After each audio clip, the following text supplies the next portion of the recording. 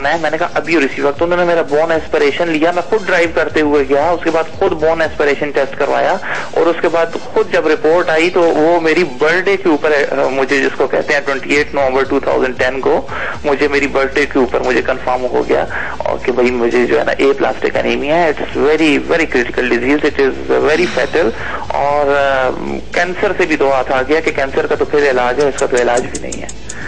और आप ये देखें कि उस वक्त फिर मुझे अल्लाह ने इतना टाइम दिया कि मैंने इतना जो है ना वो काम कर लिया कि बस फिर उसके बाद एक लंबी कहानी है, अब टाइम नहीं है आपको मैं क्या बताऊं कि 26 दिन में कैसे रहा। बस अल्लाह तुम्हें जिंदगी और सेहत दे, सेहत दे मेरे भाई, तुम्हें सेहत दे। 1.5 साल से मेरे प्लेटलेट्स 0 हैं। ओह माय गॉड, ये आए दिन हॉस्पिटल में होता है, आए दिन ये लड़का हॉस्पिटल में होता है। लेकिन बहुत हिम्मत वाले हैं उस्मान, अल्लाह में आपको दुआएं। मैं कहती हूँ माया कि बीमारी तो है अपनी जगह, डॉक्टर आपको बता देता है कि ये है सिलसिला, एंड यू नो टाइम को भी दुआओं ने बचाया। एक महीना दुआ चीज ऐसी है कि मायूसी, अल्लाह से कभी मायूसी नहीं होनी चाहिए। और फिर एक्सेप्टेंस भी आता है आपके साथ। आप समझते हैं कि आपके वालिदैन आपके सामने होते हैं, फिर आप कभी सोचें कि वालिदैन नहीं होंगे, आप नहीं एक्सेप्ट करते, नहीं कर सकते, लेकिन जब कोई चीज नहीं होता, हाँ फिर जब होता है तो फिर आपके अंदर एक्सेप्टेंस आहिस्ता आहिस्ता आती है। लेकिन एक चीज है कि दुआ, आप दुआ करते रहें। अल्लाह कहता है कि दुआ मुझसे करो, उसके हाथ में बाकी चीज। ख़वातीन हज़रात, मैंने मौत को बहुत करीब से देखा है, बहुत करीब से महसूस किया है कि बस अब मेरे पास कुछ भी नहीं बचा और अगले ही पल शायद मैं इस दुनिया में ना हूँ, या शायद ये जो इंसान सामने है इसके हाथों मेरी मौत लिखी है। हमारे इंस्पेक्टर साहब भी मौजूद, इनका एक्सपीरियंस, इन्होंने कब कैसे मौत को डॉज दी और मुजरिमों को भी शायद उनके साथ क्या किया वो तो उनको ही पता होगा। इस वक्त के बाद हम पूछते हैं।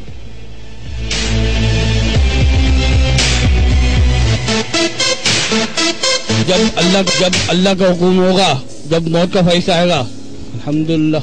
हाँ, हर इंसान को मौत के लिए तैयार रहना चाहिए हर वक्त। बेशक दुनिया में है तो मौत तो बरहक है भाई, बिल्कुल मौत बरहक है, जिस टाइम भी आ सकती है। आजकल वक्त ऐसा आ गया कि बस भरोसा नहीं है, भरोसा नहीं है, किसी वक्त भी कुछ हो सकता है। मौत तो आनी है। अब ये है कि अलग बात है कि कोई गोलियों से मर रहा है, कोई धमाके से मर रहा है।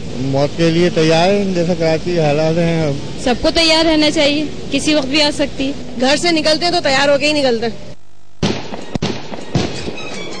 एक बार फिर माया खान और उनकी टीम नहीं रुकने वाली। जगह नहीं है मगर मकसद वही। सिर्फ बाखबर सवेरा माया खान के साथ बहुत जल्द ARY न्यूज पर। अस्सलाम वालेकुम ख़वातीन हज़रात, एक बार फिर मैं का बहुत बहुत शुक्रिया। आप है सुबह सवेरे माया के साथ की टीम के साथ मौजूद ARY न्यूज के प्लेटफॉर्म पर। ये तमाम लोग जो है मौत को बड़े करीब से देख चुके हैं और इनकी शक्लों पे मुस्कुराहट ऐसे देखें, ऐसा लग रहा है ऑस्कर जीत कर आए। लेकिन मौत से सर्वाइव करना ऑस्कर के दादा जाने। ऑस्कर की भी इतनी वैल्यू नहीं है, आई एम सॉरी, नाराज ना हो जाएगा। लेकिन आप लोगों ने जो किया, आप लोगों ने करीब से देखा और सिर्फ देख के मर नहीं गए, देखा अच्छा होता है, फाइट की, सर्वाइव किया, आ गए। हमारे साथ कौरव, इसके बाद दोस्त मोहम्मद जी के पास हम आएंगे। अस्सलाम वालेकुम जी, कौन बात कर रहा है? हेलो हेलो, अस्सलाम वालेकुम। वालेकुम जी बहन। जी बहन, कौन भाई, कौन बोल रहे हैं? हेलो जी भाई बोलिए, नाम लगाएं। जी आपने कॉल किए हैं, क्या पूछ रहे हैं? आज के बाद आपके घर में डाकू। अच्छा, आपने मिल भाई मुझे बताया तो सही। सलमान कौन? अब मैं सलमान भाई ना समझ लूं। अच्छा, ये मुझे बताइए, ये वो हैं जिनके घर डाकू आ गए थे? रात को 3 बजे डाकू आ गए थे। रात को 3 बजे डाकू आ गए थे। अच्छा सलमान भाई, आप कॉल पे रहिएगा। ये हैं सलमान, जो के दोस्त मोहम्मद साहब के जो है, इन्होंने इनकी हेल्प की थी, एक शहरी है। जी दोस्त मोहम्मद साहब, ये वाकया इस तरह है कि 2005 का वाकया है और एक ग्रुप गुलशन इकबाल में वारदात कर रहा था और 8 से 10 बंदे वारदात में शामिल थे इसमें। और ये तकरीबन 10 बंदे? जी 10 बंदे, 10 डाकू जी, 10 मुल्जिमान। और ये किसी घर में हमला किया था उन्होंने? ये एक दिन छोड़ के वारदात करते थे। अच्छा। तो हमारे ASP थे, अब तो SSP हैं लियाकताबाद, नौमान सिद्दीकी साहब। अच्छा। वो हमें सुपरवाइज कर रहे थे, तो टीमें बनी हुई थी। ठीक है। तो रात 2 बजे से हम गश्त करना शुरू कर देते, प्लेन क्लोथ में, प्राइवेट गाड़ियों में। ठीक है। 3-4 ये वारदातें कर चुके थे। और एक घर में कितने लोग होते हैं? ज्यादा 4 या 5 छोटी फैमिली में, तो 8 बंदे उनके घर में दाखिल हो जाएं तो क्या आलम होगा। रात को सोते हुए उनको मारते हुए उठाएं। और ना सिर्फ वो मारते थे, औरतों पे तशद्दुद करते थे, बच्चों को गन पॉइंट पे ले लेते कि निकालो जेवर। तो इसी तरह हम टीमें बनी हुई थी। तो ये वाकया शुरू हुआ रात 3 बजे के टाइम। हम पेट्रोलिंग कर रहे थे, तो ये लाइन पे जो सलमान है, ये एक बहुत अच्छे इंसान है। ये पत्थर लेके घर से बाहर निकले, ब्लॉक 2 में, A32 है इनका मकान नंबर, और कहा मेरे घर में डाकू घुसे हैं। ये बाहर कैसे निकल गए? डाकू निकले थे तो जैसे डाकू इनके घरों में कूदे ना, हाँ। तो ये जाग रहे थे पानी की मोटर वगैरह की वजह से। अच्छा। तो ये एकदम बाहर निकले और इन्हें कुछ नजर नहीं आया। पत्थर लेके ये शख्स बाहर आया और कहने लगा मेरे घर में डाकू हैं और पूरे फैमिली को यरगमाल बनाया हुआ है। तो पत्थर लेके क्यों? पत्थर वो घर में दरवाजा भेड़ने के लिए पत्थर लगा देते ना। अच्छा, वो लेके ही बाहर आ गया। वेपन तो नहीं था इनके पास। हाँ। ये जैसे आए तो मेरे एक ASI थे नेमत, उनको मिले ये। अच्छा। उन्होंने मुझे कॉल करी, सर इस तरह वाकया है। हमने फिर कॉर्डन ऑफ किया। ठीक है। जब हम नफरी भी कम थी हमारे पास, जैसे ही हम दाखिल हुए तो मुकाबला शुरू हो गया। आप लोग कहाँ दाखिल हुए? घर में? घर के अंदर जैसे हम दाखिल हुए तो अंदाजा ही नहीं हुआ कि 8 बंदे हमलावर हो गए हम पे। अरे अच्छा, एक बाल को घर वाले इस वक्त कहाँ थे? घर वाले घर में ही थे। अच्छा। वो साइड में होगा, उन्होंने देख लिया कि पुलिस आ गई है। अब एक मचान सी थी, उस पे मैंने पोजीशन लेके फायर शुरू करे। हाँ। आप यकीन करें वो कैसे आपने पोजीशनिंग ली? ऐसे ही। अच्छा, वो वाली। जैसे वो फायर करते थे ना, तो दीवार पे टकरा के वो पत्थर मुझे लगते थे, उसकी पत्थरियां। अब वो लगती थी, मैं तो उसको ये समझ रहा था कि ये गोली है क्या है। ठीक है। लेकिन तकरीबन 3:30 सवा 3 बजे मुकाबला शुरू हुआ और 4 सवा 4 बजे तक मुकाबला जारी रहा। ठीक है। अच्छा, उस वक्त ऐसा लगा मुझे कि बस कोई भी कहीं से भी गोली आएगी, कुछ भी आ, मतलब मैं तो अपने आप को तैयार थे। आप तो तैयार है, कफन सर पे बांध। हमने ये सोचा हुआ था कि चले हम तो मरेंगे, लेकिन कम से कम इनको झन्नून रसीद करेंगे, ये इनको गिरफ्तार करेंगे। घर वालों की सिक्योरिटी रहे। घर वाले सब कहाँ थे मौजूद? वो तो अंदर ही आवाजें आ रही थी, बचाओ, और 1-5 चल रही है, सेट पे कॉलेज चल रही है। और जिस तरह वो मुकाबला कर रहे थे, वेल ट्रेन थे। और जब मैंने उनको 2 गोलियां लगी ना, उनके वेपन पे गोली लगी तो वो एक गिरा है। अच्छा। अब अंदाजा ही नहीं था कि 2 मर गए हैं, बाकी कितने हैं पता ही नहीं। आप लोगों को कितने लोग? पहले तो नहीं पता था आप लोग कितने लोग? नहीं, हम थे कि 8 से 10 बंदे वारदात कर रहे हैं, क्योंकि वो रिपोर्ट थी। ठीक है। तो जैसे 2 बंदे मुझसे हिट हुए तो मुझे अंदाजा ही नहीं था कि चारों तरफ से फायरिंग कर रहे हैं। वो वेल ट्रेन थे।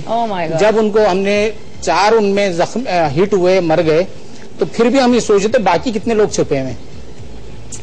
फिर 4 मस्जिद हमने जब गिरफ्तार किए तो इन घर वालों की हालत, और इस घर से वो पीछे घर में दाखिल हो गए थे। एक माजूर थे शाह साहब, वो अंदर बैठे हुए थे और वो कह रहे थे या अल्लाह कोई फरिश्ते भेज दे हमारे लिए।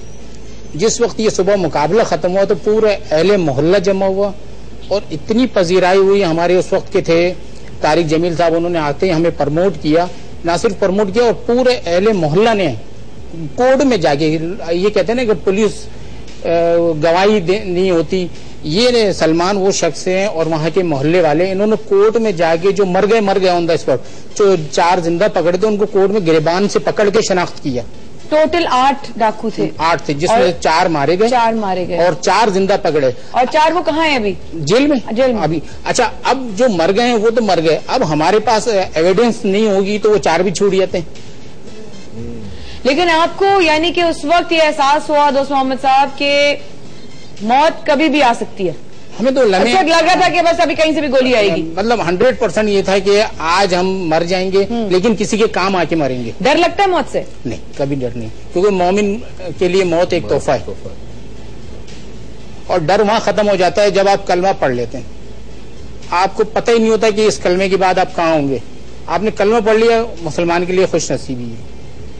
इसका मतलब है ना सिर्फ हमारी पुलिस बल्कि हमारी फौज, हमारे वो जितने भी लोग जो बहादुर हमारे गार्ड्स हैं, हमारे ऑफिस के गार्ड्स हैं, हमारे ड्राइवर्स हैं, हमारे हर जगह जिसी भी फर्म में, इसका मतलब है वो तो सब मौत से खेल रहे हैं। बिल्कुल। आप देखें सिपाही से लेकर IG की वाइफ सुबह नाश्ता करा के भेजती है, नाश्ता करा के उसने रुखसत किया, नहीं पता, उसको नहीं मालूम कि ये मारा जाएगा, जख्मी हो जाएगा, क्या होगा। हर एक बीपर पे वो चेक करती है कि मेरा मियाँ उस धमाके में तो नहीं है।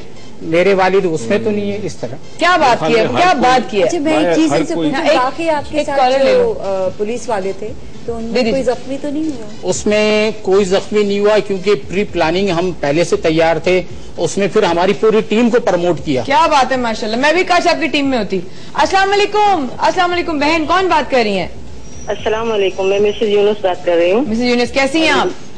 अल्हम्दुलिल्लाह ठीक ठाक हूँ। मैं नौमान के लिए बहुत सेहतयाबी की दुआ गो हूँ जो भी कॉल पर थे, और आपकी पूरी टीम को बहुत बहुत मेरी तरफ से अस्सलाम वालेकुम। और बहुत हिम्मत दिखाने पर भी आप लोगों को मैं बहुत ज्यादा खुश हूँ आप लोगों से।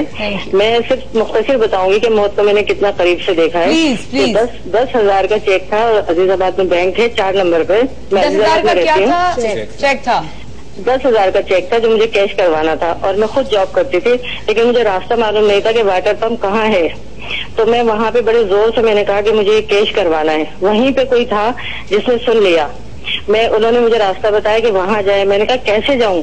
तो कहा कि बस में या रिक्शे में। तो मैं बाहर आके खड़ी हो गई, डर रही थी कि किस तरह जाऊँ। तो उसने आके उंगली से टच करके मेरे कंधे पे कहा कि आप सीधी चली जाए और वहाँ से एन जाएगी। तो मैं हैरान होकर देखने लगी कि इतनी की जरूरत थी, उसने किस तरह कहा, हेलमेट से मुंह छुपाया हुआ था। अच्छा। मैं पैदल ही चलने लग गई। पैदल चल के आगे 8 नंबर है, फिर आगे वो आ जाता है डेंटल कॉलेज। ठीक है। जितने थे मैंने सब जगह टच किया। बैंक से सबने ये कहा कि वाटर पंप है, वो मुझे मालूम नहीं था। फिर मैंने एक छोटे से बच्चे से पूछा कि वाटर पंप कौन सी बस जाएगी? उसने कहा यहीं खड़ी हो जाए, यहीं से जाएंगी। वो आदमी पूरा ताकुब में था मेरे साथ। अच्छा, आपके पीछे पीछे रहा वो? जी, आपके पीछे पीछे रहा वो? पीछे पीछे बाइक पे रहा, लेकिन मुझे नहीं पता था कि मेरे पीछे कौन है। तो मैं वहाँ से जब बैंक में गई हूँ तो बैंक पे माशाल्लाह इतनी सिक्योरिटी थी कि बहुत खुश हुई कि कितना अच्छा बैंक बना हुआ है कि यहाँ कोई किसी को लूट नहीं सकता। ये नहीं पता था कि अभी मेरे साथ क्या होने वाला है। तो मैंने वहाँ पे भी चेक बड़े सामने दिखाया कि मुझे कैश करवाना है। तो उन्होंने कहा वहाँ से करवा ले। मैंने कैश करवाया 10,000। मेरा घर का किराया था 6 महीने का। तो मैं सोचो में गुम थी कि किराया क्या दूंगी, बच्चों को क्या खिलाऊंगी। बच्चों को सबको स्कूल भेज के गई थी। जब मैं कैश करवा के बाहर निकली तो मैंने 2,000 का खुला करवा लिया था, कुछ बच्चों के लिए खरीद लूंगी। बाहर आई तो वहाँ से सोच रही पैदल जाऊँ या बस में जाऊँ। मेरी एक और जानने वाली थी, उनके कुछ शॉपर था, मैं कपड़े सेल करती थी। मैंने कहा इनको देती भी जाऊँ। वो टी ग्राउंड के पास उनका घर था। पूरा प्लान बन रहा था ना उनका कि मैंने ये करना। फिर हाँ, तो फिर मैं वहाँ से बस में गलत बैठ गई। फिर उतरी, वहाँ से किसी लेडीज से पूछा, उसने कहा पैदल चली जाए। मैंने रोड क्रॉस कर वो पढ़ती जा रही थी दुरूद शरीफ और अपना ये इस्तग़फ़ार, ये मैं हमेशा पढ़ती हूँ। तो मैं जैसे राइट पे टर्न लिया, मैंने ग्राउंड पूरा खत्म हुआ, एक कदम आगे बढ़ाया होगा कि वो बाइक वाला आके सामने खड़ा हो गया। दो लड़के हो गए ये, और दोनों के हेलमेट लगा हुआ था। उन्होंने अपनी शर्ट को हल्का सा उठा के और टीटी जो है ना शो कर दी और कहने लगे पर्स दे दो, पर्स दे दो। तो मैं हैरान हुई कि अल्लाह, पर्स दे दो, ये कौन है, क्या है? तो मैंने कलमा पढ़ लिया और मेरी आवाज बिल्कुल बंद हो गई, जबान लड़खड़ा गई, पसीने छूट गए। इतनी बात की कि अल्हम्दुलिल्लाह ज्यादा होता तो मेरा यूरिन भी निकल जाता। सही बात है, खौफजदा हो गई मैं। सही बात है, लेकिन अल्लाह बेहतर जानता है। जब मैंने एक कदम आगे बढ़ाया, उन्होंने क्या पर्ची दिखाई कि इनका घर कहाँ है। तो मैंने कहा नहीं भाई मुझे नहीं पता। ये कह के फिर मैं आगे बढ़ी, दूसरा बाइक वाला भी आ गया, यानी 2 वो और 2 वो 4 हो गए। फिर तो मैंने सोचा आज तो कुछ होने वाला है, कलमा पढ़ लो। बच्चे स्कूल गए थे। मैंने कहा मेरे बच्चे मुझे किस तरह ढूंढेंगे, कहाँ ढूंढेंगे, कि हमारी अम्मी को तो हम घर पे छोड़ के गए थे। लेकिन माया मुझे नहीं पता अल्लाह ताला ने मेरी मदद कैसे भेजी पीछे। उन्होंने मुझसे पर्स मांगा, मैंने 2,000 जो खुले थे ना, अपनी अकलमंदी दिखाई कि 2,000 ले लेंगे। तो 2,000 दी, कहने लगे पूरा पर्स दो। तो मैंने वो 2,000 भी रख के पर्स आगे बढ़ा दिया। आगे बढ़ाया, उन्होंने हाथ में लिया। अल्लाह बेहतर जानता है उस रब ने मेरी कैसे मदद करी है कि उन्होंने 1 मिनट में पर्स मुझे वापस दे दिया। अरे, और कहने लगे कि सीधी चली जाओ। मैंने कहा जब ये सीधा जाना है तो अब ये पीछे से गोली मारेंगे। मेरे पैर नहीं उठ रहे थे, इतने भारी पैर हो गए थे कि मैं किस तरह जाऊं। और इतनी लंबी रोड था, एक दरवाजा खुला हुआ था। मैंने दरवाजा बजाया, मैंने कहा बहन मुझे एक घूंट पानी दे दो। इसी तरह मेरा पर्स छीना है टीटी दिखा के। मेरी सब आवाज बंद हो गई, लेकिन उसने भी दरवाजा बंद कर लिया। वो समझी फराड कर रही है। मैं तेज बल्कि हो रहा था, अब गोली आई, अब गोली आई। यानी जब तक दिल मेरा बस लग रहा था अब बाहर आ जाएगा। जिनके घर गए उनका दरवाजा जोर से बजाया, उन्होंने दरवाजा खोला। जो मैं रोई हूँ चीखे मार के। जब मैंने उन्हें बताया कि मेरा पर्स छीना और वापस दे दिया, तो वो भी इतना रोने लगे कि तुम्हारे साथ तो अल्लाह ने इतनी मदद करी है, मगर मैंने मौत को बहुत बहुत माया करीब से देखा है। आज भी मैं वो गली, वो सड़क, वो दुकान, वो ग्राउंड मैं नहीं भूलती। आज भी नहीं भूलती। मेरी माशाल्लाह 50 साल उम्र है, उस वक्त 25 साल या 20 साल पुरानी बात बता रही हूँ। तो वाह, आज तक